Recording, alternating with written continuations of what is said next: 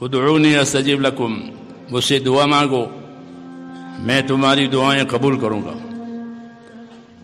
یہ کتنا بڑا شرف ہے کہ مانگنے کے لیے حکم بھی دیا اور قبول کرنے کے لیے وعدہ بھی کیا، تو اب کیا باقی رہا کہ تم مانگو میں قبول کروں گا۔ اس لیے دعا کے دو پہلو ہے، دعا ہماری حاجت بھی ہے اور خدا کی عبادت بھی ہے۔ دعا ہماری حاجت بھی ہے اور دعا اللہ کی عبادت بھی ہے، کیونکہ دعا غیر خدا سے نہیں مانگ سکتے، اللہ سے ہی مانگیں گے۔ یہ اس کا حق ہے کہ دعا مجھ سے مانگو، دوسرے سے دعا مانگنا شرک ہے، کسی سے دعا نہیں مانگ سکتے، اللہ سے دعا مانگیں گے اور وہ قبول کریں گے۔ تو دعا مانگنے کا حکم ملا ہے اور قبول کرنے کا وعدہ کیا ہے، اور دعا کی اللہ کے دربار میں بڑی اہمیت ہے۔ جو دعائیں جاتی ہیں اوپر، ان دعاؤں کا اکرام کیا جاتا ہے۔ حدیثوں میں کہ دعا سے بڑھ کر بندے کے کسی عمل کا اکرام نہیں ہے اوپر، کہ دعائیں آ رہی ہے، بندوں کی درخواست اور عرضیاں آ رہی ہے، اسے محفوظ بھی کیا جاتا ہے اور مقبول بھی کیا جاتا ہے۔ ایسے نہیں ردی میں نہیں ڈالتے، جیسے کوئی کاغذ ہے نہیں کوئی بات نہیں، ایسے نہیں کرتے۔ دعائیں محفوظ بھی رہتی ہیں، دعائیں مقبول بھی ہوتی ہیں، لیکن چونکہ دعائیں کے بارے میں ہم اہمیت نہیں سمجھتے، دعا بڑی اہم چیز ہے، مومن کا ہتھیار ہے۔ مومن کو مدد لینے کے لیے اور مشکلات کو دفع کرنے کے لیے دعا کا ہتھیار دیا ہے۔ دعا اللہ کو بہت پسند ہے، اس لیے دعاؤں کا اکرام ہوتا ہے، دعائیں محفوظ کی جاتی ہے۔ دعا رد نہیں ہوتی، قبول ہوتی ہے۔ کبھی قبول کر کے جلدی دے دیتے ہیں اس کا نتیجہ، کبھی دیر سے دیتے ہیں، اور کبھی اس کو محفوظ رکھتے ہیں۔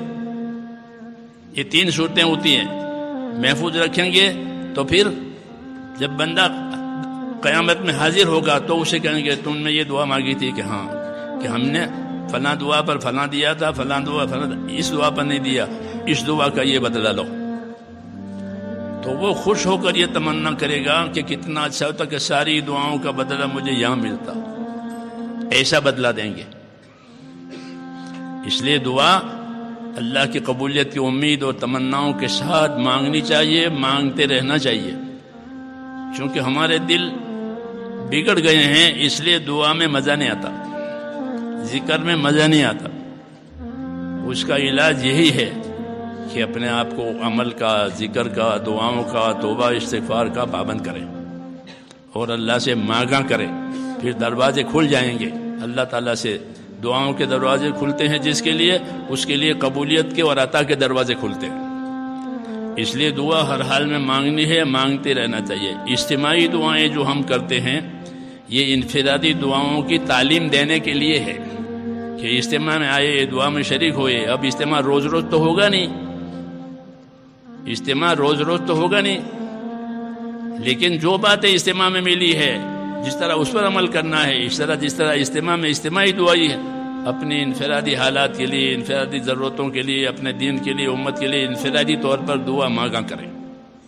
فرض نمازوں کے بعد دعا قبول ہوتی ہے، پچھلی رات کو دعا قبول ہوتی ہے، فجر سے پہلے اللہ کی طرف سے اعلان ہوتا ہے کوئی مانگنے والا ہے، کوئی ضرورت والا ہے، کوئی پریشانی والا ہے، کوئی روزی چاہنے والا، میں اس کی دعا اور اس کی مراد پوری کروں۔ اس وقت اٹھ جائیں پچھلی رات کو اور اللہ سے مانگیں۔ ہاں، یہ بڑی چیز ہے کہ اللہ سے مانگتے رہیں اور مانگتے رہنا چاہیے۔ تو یہ اجتماعی دعا جو ہے وہ انفرادی دعا کی تعلیم کے لیے ہے کہ اسی ذریعے سے اپنے آپ کو دعا والا بنائیں۔ دعوت اور دعا یہ نبیوں کا خاص شغل ہے کہ وہ دعوت کی محنت کرتے ہیں اور دعاؤں سے اللہ تعالیٰ کی مدد اترواتے ہیں، کام بنواتے ہیں اللہ تعالیٰ سے۔ ہمیں یہی چیزیں ملی ہے حضور صلی اللہ علیہ وسلم کی طرف سے، اس لیے دعائیں مانگنی ہے۔ اور دعا مانگنے سے پہلے صحیح اس کا طریقہ کہ اللہ کی تعریف کریں، درود شریف پڑھیں، مومنوں کے لیے اور اپنے لیے استغفار کریں، پھر اپنی مراد مانگیں۔ یہ طریقہ ہے۔